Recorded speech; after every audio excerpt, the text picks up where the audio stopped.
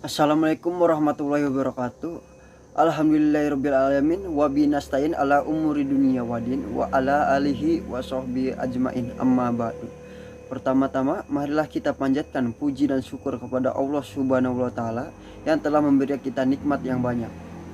Salawat serta salam semoga selalu tercurah limpahkan kepada junjungan kita yakni Nabi Muhammad SAW, yang dengan perjuangan beliau dan para sahabatnya kita bisa merasakan manisnya iman dan indahnya Islam.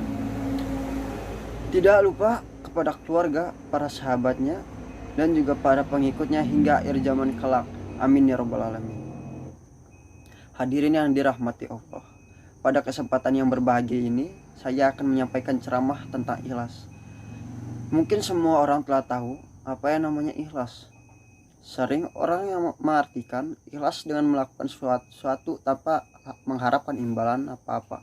Dalam agama kita, ikhlas adalah melakukan sesuatu karena Allah Subhanahu wa taala. Ikhlas sendiri terdapat dalam praktek-praktek kehidupan kita sehari-hari. Contohnya, ikhlas dalam bekerja, ikhlas dalam beramal, ikhlas dalam belajar, ikhlas dalam beribadah, dan lain-lain.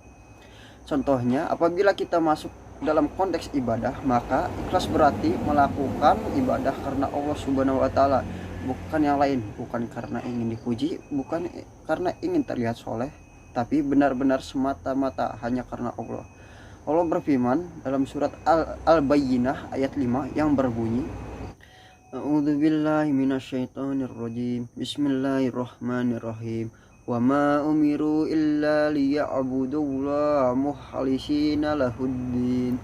Artinya, tidaklah mereka diperintahkan kecuali untuk mengikhlaskan agama untuknya. Ayat tersebut menerangkan kepada kita tentang berlaku ikhlas dalam beragama.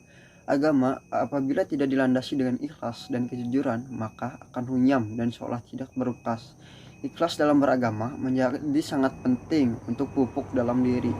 Karena dengan ikhlas semua urusan akan menjadi lebih terang dan mudah untuk dijalankan. Ikhlas juga menjadi penting untuk dipraktikkan karena setiap amalan yang kita lakukan tidak sah di mata Allah apabila tidak ikhlas.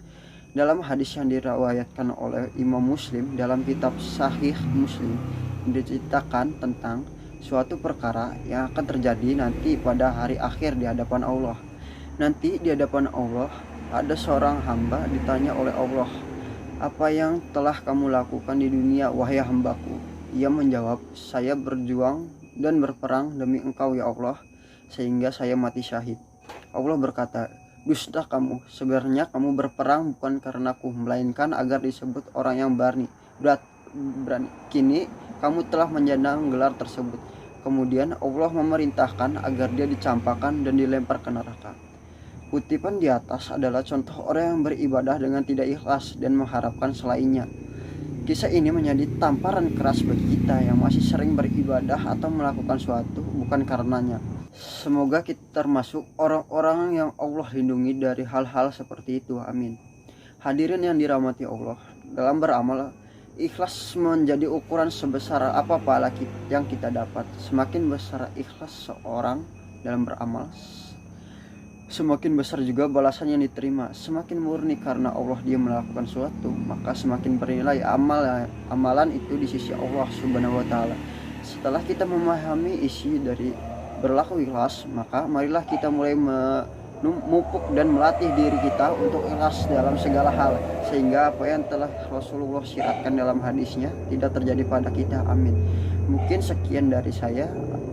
Semoga apa yang telah saya sampaikan bisa bermanfaat bagi kita semua. Terima kasih atas perhatiannya. Mohon maaf atas segala kekurangannya. Wabillahi taufiq wal hidayah. Wassalamualaikum warahmatullahi wabarakatuh. Bismillahirrahmanirrahim. Ud'u ila sabili rabbika bil hikmati wal mau'izatil hasanati wajadilhum billati hiya ahsan. Inna rabbaka huwa a'lamu biman dhalla an sabilihi wa huwa a'lamu bil muhtadin. Artinya, serulah manusia kepada jalan Tuhanmu dengan hikmah dan pelajaran yang baik, dan bantahlah mereka dengan cara yang baik. Sesungguhnya Tuhanmu dialah yang mengetahui siapa yang sesat dari jalannya, dan dialah yang lebih mengetahui siapa orang-orang yang mendapat petunjuk.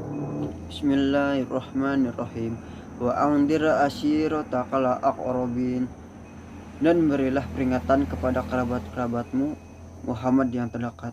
Wahfid janahaka liman ittaba'aka minal mu'minin, dan rendahkanlah dirimu di hadapan orang-orang yang beriman yang mengikutimu. Fa inna asauka faqul inni bari'um mimma ta'malun. Kemudian jika mereka mendurhakaimu, maka katakanlah Muhammad, sesungguhnya aku tidak bertanggung jawab atas apa yang kamu kerjakan.